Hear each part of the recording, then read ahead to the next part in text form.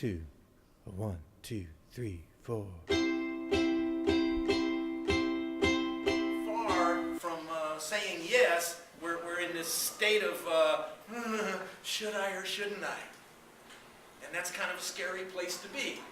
And sometimes it takes a salesperson to help the customer make that little step from the agony of deciding into the ecstasy of owning.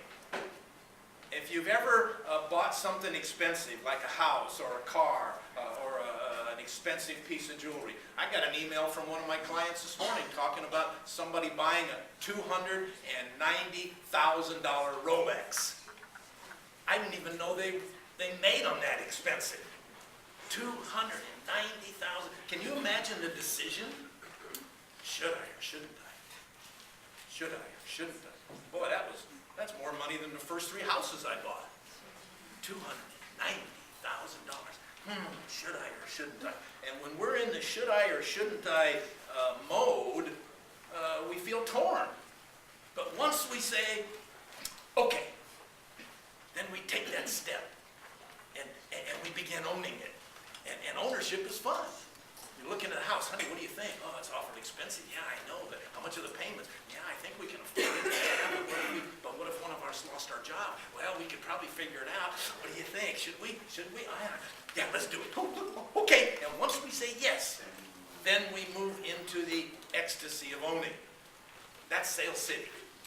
And our customers need our help to get to Sales City. We get lucky now and then. You know, sometimes a customer just walks in and walks right up to something and knocks the salesperson on the forehead and says, will you sell this to me? It happens occasionally. I mean, we have a little bit of luck out there. Even a blind hog gets an acorn now and then. But to make it happen on a consistent basis is another story. To guide our customers to Sales City. Now, in the course of going to Sales City, there's a couple of other towns out there that we sometimes wind up in, optional cities. We have another little town right over here called No Sales City.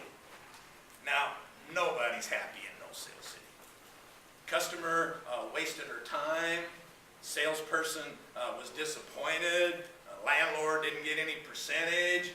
State didn't get any tax. Nobody likes No Sales City, let's face it.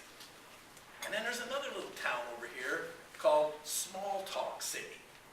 How many times do we wind up there? Where a customer comes in the store and we say, hi, how you doing today? Oh, pretty good. How about you? Where are you folks from? Alabama. Oh, wow, how's the weather down in Alabama? Oh, it's pretty good. I called home today. Oh, where are you staying? Oh, we're staying over at such and such. Now, we're just taking this trip over here to Small Talk City. Now, what's wrong with Small Talk City?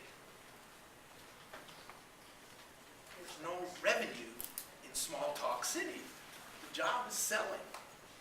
The job is not making small talk. We can go out to the pool and do that. We can go down to the beach and do that. But the purpose in the store is selling. And it's important to realize that when the customer comes in the store, he or she knows that. It's not a big shock for the customer to all of a sudden, oh, you sell things in here? Well, they know that. They knew that coming in. And they did not come into your store to make small talk. Very few people walk down the street and say, oh, honey, let's go in the store over here and tell these people how we're doing today. That's just not the customer's purpose. So we need to understand the customer's purpose and then help the customer succeed. Because when the customer succeeds, we all succeed. And it's really important to realize that everything we do is for the customer. We're not here to try to sell things to people they don't want. The mission is not to talk people into doing things they don't want to do. We don't want to twist people's arms. We don't want to make people uncomfortable.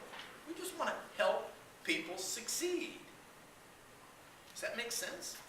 And I'd like to ask every one of you right now to just imagine the most expensive thing you sell in your store. Just get a mental picture of it. Let's take that $290,000 Rolex.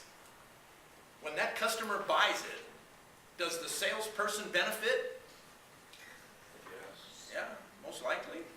Does the store benefit? Yes. Yeah. Does the landlord benefit? Hopefully.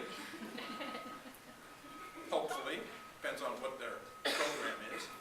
You know, hopefully they're on a percentage rent. Does the state benefit? Does the United States government benefit? A lot of people. How about the customer? How about the customer? Does the customer benefit?